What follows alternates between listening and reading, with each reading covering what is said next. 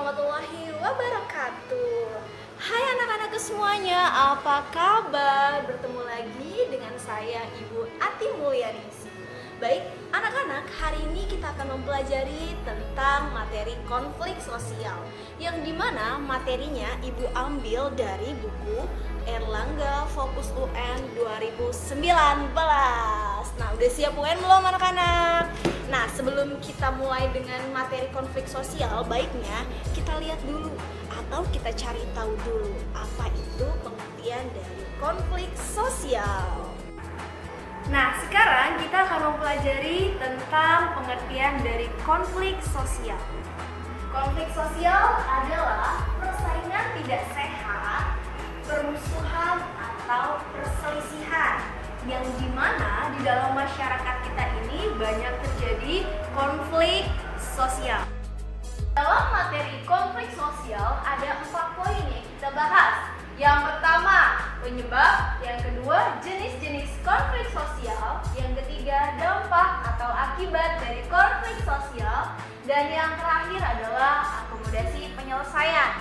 Baiklah, sekarang kita akan bahas poin pertama, yaitu penyebab konflik sosial. Yang pertama, perbedaan kepribadian.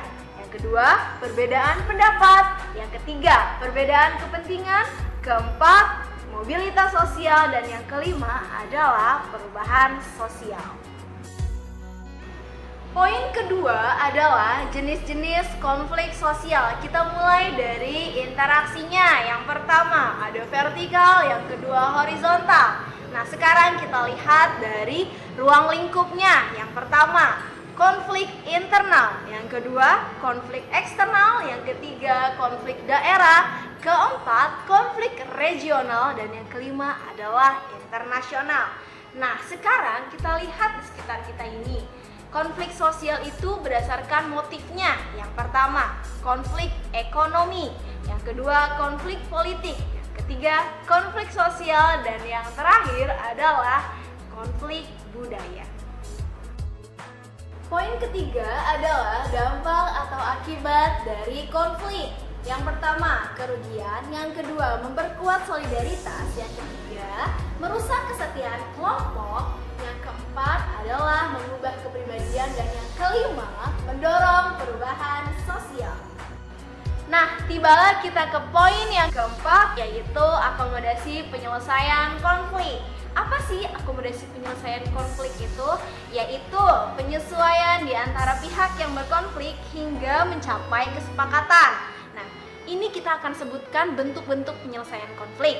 Yang pertama ada kompromi. Yang kedua ada mediasi.